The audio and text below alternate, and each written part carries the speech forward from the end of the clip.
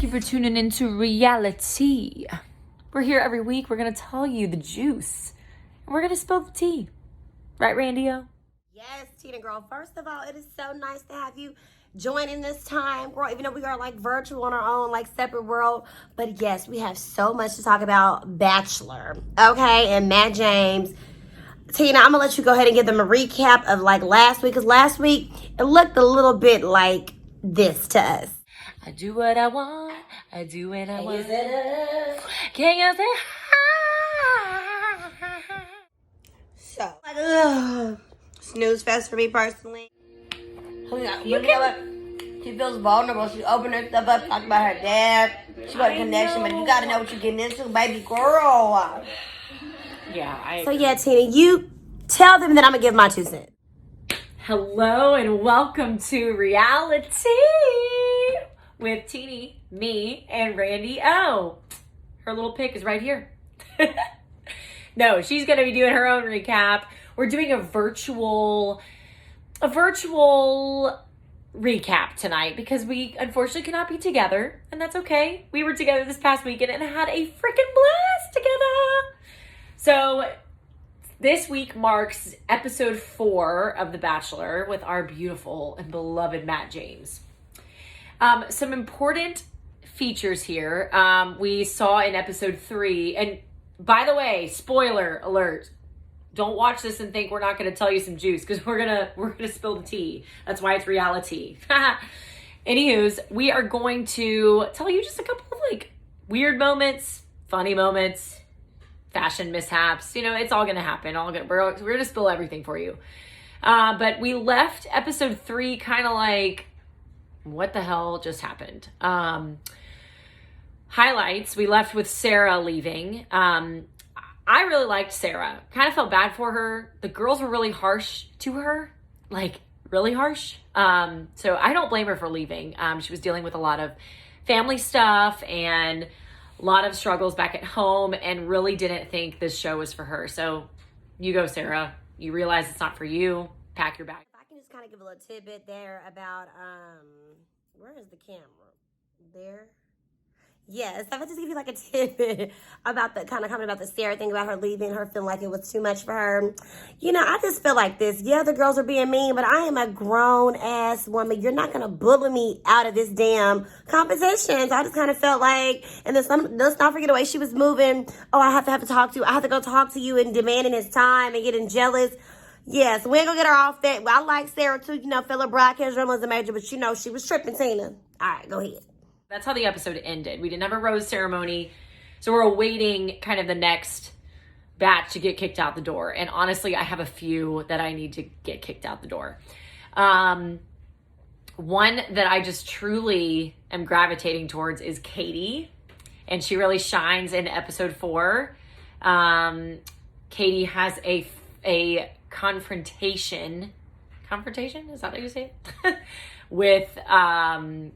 she confronts Victoria, the queen, that we're all like, Randi O and I are like, who is this girl? And why are you actually calling yourself the queen? Her real name is Victoria. And they have a fallout. And Katie really is right in the situation, in my humble opinion. Victoria's being nasty, talking smack about all the women in the house. And Katie puts her in her place. She's like, look, girl, you are not... I'm not here to... tell you what's right from wrong, but you're being a bitch. You are being a psycho. So I got you, Tina. Actually, let's see the clip, because I thought it was hilarious. Like, I just wish I was Katie and Victoria came at me like that. But anyway, here's the clip. Like when you shut me down during group conversation. Are you talking about today when you were calling Sarah names? When I said the trash took itself out? I just would love an apology, because you're not gonna get an apology. You told me to stop when I wasn't done expressing myself. If that's how you want to express yourself and you want to be toxic and rude, go for it. And if you want to express yourself with your dildo and think you're ready for an engagement, you can do that. I love my vibrator, so I don't know what you're trying to do, like coming at me about like your vibrator. Like, I'm very confident in what I want to do with my life, and it's showing how insecure you are. I'm not insecure nor attacking you, So what Katie. are you trying to accomplish with this conversation? Like, what's the point? I mean, I think it's rude the way you speak to me. If you're being a bitch, I'm going to tell you you're being a bitch. I think you are a bitch, and if you try to shut me down again, I probably wouldn't. I'm not going to apologize to you.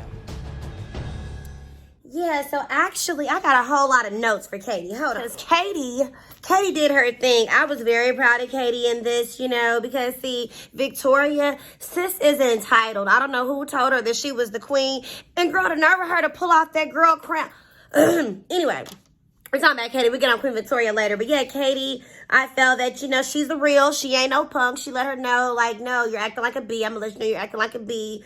I also like that she, you know, she stood up for the little people. And I feel like they don't do that enough. Like, she spoke up because Queen Victoria looking ass, you know, she wanted to sit up here and be talking about Sarah who's gone. And what did Katie do? Spoke up for... Do not know. And don't tell me you get what it's like, because you don't get it. Yeah. That's just another thing of them just being ignorant.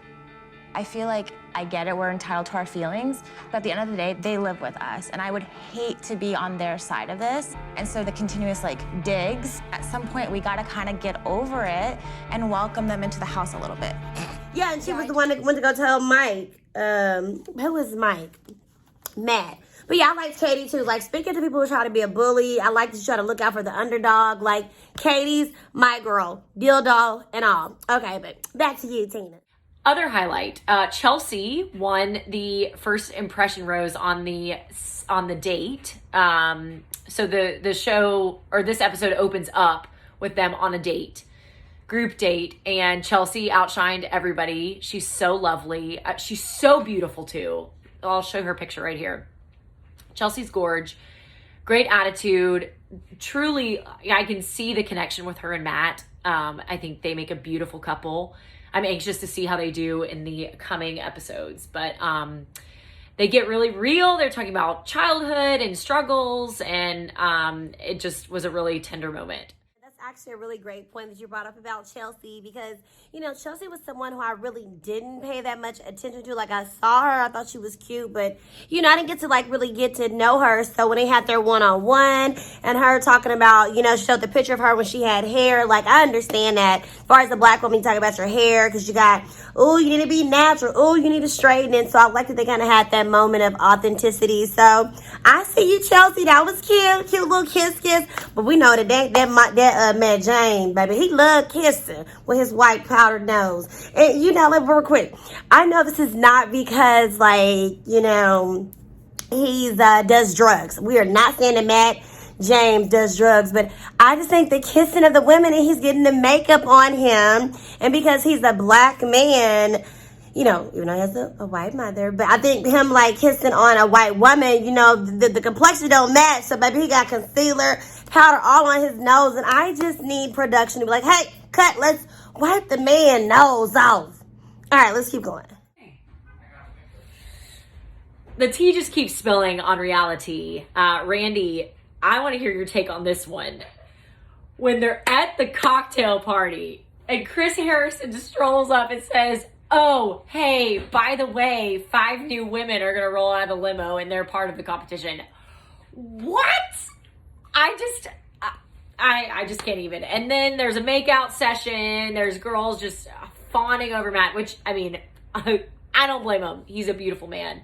But they're just getting out of the damn limo. Can you please calm yourself? Like, you're making a fool. I want to hear what Randi O has to say with that. Girl, when I tell you, like, I clutch my pearls with them, or in my case, my gold chain from Bay. Anyway, I was like, oh my goodness. But, you know, it's one of those things, like, I think I understand everybody get intimidated, like, oh my God, it's new girls. He may not like me no more. He may like the new girl. But it's like, you gotta find some type of self-confidence within yourself. Like, listen, I am the prize. I am the catch. If he doesn't see that, his damn bad. Ain't nobody about to be like, oh my God, and being all mean to the girls. But speaking of, so that was Brittany that you're talking about, the horrible rumor about her being a escort, about her. But yeah, you know, you come in there and I want to make it for last time. Kiss your face. It's like, okay, girl, like, oh my God, everybody's so kissy. I just, you know, it's one of those things, like, it's different when you know when you're dating a guy and you guys are not exclusive. He's dating multiple women. He can be kissing and smooching, but when you know this man just kissed this girl and now he kissed, I don't want him kissing on me. So anyway, that was definitely a curveball. Poor Matt, you know, or as Jared would call him, Larry the Cucumber. Because sometimes he be looking like a deer in headlights. Like, oh my God. You can tell he was like kind of freaking out about it. But, I mean, I would just, you know, hey, made a real one stand up. And those who are weak and can't handle the competition, get out the way. And then we have our awkward group date, which involves kayaking inside a pumpkin. I'm like, where are the producers going with this? Like, we're doing a fall theme. It looks like you're floating in a gourd. Gourd, is that what it's called? A gourd or a pumpkin? Like, anyways, I don't even remember who won the competition, but I was just so fascinated by one of the girls almost sinking one of her pumpkin boats. Yeah, count me out of that one, because I'm sure that water was cold falling in there. And I think it was really awkward when Ben Higgins showed up. Like, I know the producers will always throw in a previous Bachelor. Like, let's, oh, it's so cute. It's like a throwback. But I didn't get much out of Ben Higgins. I thought he was kind of a doofus, in my humble opinion. That's his pick if you don't remember him. Yeah, it just, not really a fan. I'm sure Randi O would find the hots for him, though. So the group date. Okay, so first of all, I'll talk about Ben. You know, the holdout. Like you said, the bromance, always bringing a former Bachelor on the show, blah, blah, blah. And, you know, for me with Ben, like, I was more a fan of Ben as a contestant than the actual Bachelor. As a Bachelor, he was too spacey, too, oh my God, it just annoys me. I don't know this whole, oh my God, I don't know what to do. I just cannot stand that when men do that. Anyway, like, you're a man, make a decision. But yeah, so the group date. So no, the group date part that girl that had me up here laughing, honey. The kayak scene, beautiful girl from Ethiopia, poor baby was just there, stuck out there. But no, it was when they were doing the boxing. Girl, the boxing. Like, girl. Okay, who got knocked out? Yesenia, baby. Pretty, beautiful Yesenia got knocked out. Who beat her behind? That's what Katie had that aggression, upset about Queen Victoria, upset about everybody ganging up on everybody, trying to take care of everybody. Girl, she let Yesenia have it. Even though I know Serena P, she was the one who got hit in the nose by, I can't think of her name. Right here, you know, and they all mad. Oh, we gotta stop. You wanna stop now? These girls have been humiliated. I would never want to be in a competition where I have to fight. I'm getting punched and are you kidding me? And he wanted to do it after. Oh, her nose. He should have cut that thing off when you see it got pop a couple times. So, you know, that group date was not for me. So here we go. Then we have our rose ceremony. And 3 women get sent home. They walk away without a rose. How sad. One of them, who I thought was funny from night 1, was our lingerie girl, who showed up out of the limo with her lingerie in the little garment rack. I'm like, this girl, I mean, she looked hella good, but, and I'll link a pic here. She looked good. She kind of fell off the map as far as like coverage goes. She wasn't really in episodes 2 or 3. And then one of the new girls got sent home. I don't remember her name. Wasn't much there. And then our other girl was Kayla, who had the interesting spelling of Kayla, which I hadn't seen before, but I really liked her. But, you know, clearly there's not a vibe and she got sent home. So you snooze, you lose. Drink your tea on that. As far as that final, like, rose ceremony, like, that was a curve ball. Because, yeah, you had one of the new girls, Kimberly. Unfortunately, I knew she was about to be bloop, bloop, bloop. It wasn't the chemistry there, right? But Kayla from the Carolinas, that was a pearl clutcher. And then, the lingerie girl, you know, I get it. Like, I don't think she could have enough personality that she showed him. I think she faded in the background. I feel like with these type of competitions, but sis, instead of trying to fade back in the background, this is to be in his face like, hey, Matt, what's that, Matt? Hey. You know, and I know, yeah, so unfortunately, like, I wasn't surprised about her going on. But I want to just talk about one of the contestants because I am in love with her. I am in love with Michelle, the teacher. I felt like when they first met, I definitely sensed the chemistry immediately when they met on the red carpet. So I was not surprised when he wanted to do a one-on-one date with her, to go up in the hot air balloon. What else they had did and stuff. What they was doing, girl. You know you took you some notes about Michelle. I guess that was the main thing that caught my attention about it, the hot air balloon, because that was cute. But I did notice, because you know that mad baby, he liked it. Kiss, obviously. And I don't know if it was y'all or if it was just me. Did y'all notice that, like, every time he kept kissing her, she kissed back? But there was a couple times where she was like, you know, pushing him back, like, all right. But, you know, she's seen a hot air balloon, she can only get pushed back so far, like, all right, back up. I felt this. It's like, sir, I know I'm kissable, delectable, but back it on up. But I definitely like them. I like their chemistry. I like that they had the love for children. So, I mean, it was yo.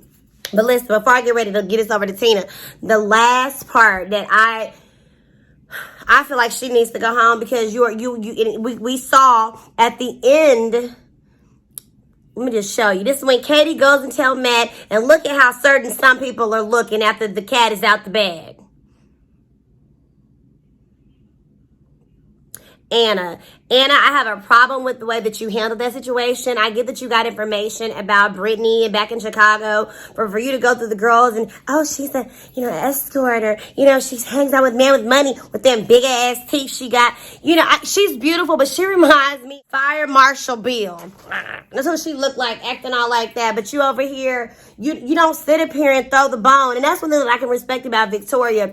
Even though she's the villain in the show, she's the one you love to hate, but she called a spade, like she called it out, like, well, such and such said, like, get to it. But this whole, now you want to be woe is me, and yes, I'm glad that you came out of your mouth, Anna, and told Brittany, hey, I said these things, but that wasn't cool. Now you should have kept your mouth closed. That's all I got.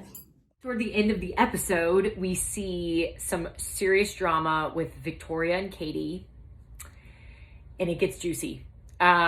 Victoria is being a total slob in the house, like talking bad about all the women, talking bad about Sarah. Sarah's already gone, okay? Like, Sarah left. She's probably back at home having a lot more fun than you are.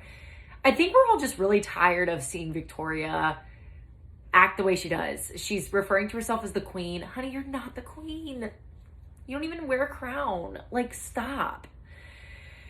So finally, Katie tells Matt, she's like, look, Matt, this is going on. I just want you to know. It wasn't really a tattletale. It was more like, I'm going to be the leader in this house. I'm going to be the queen for once. Katie is telling Matt, like, look, there is some serious energy going on, and the queen is causing it.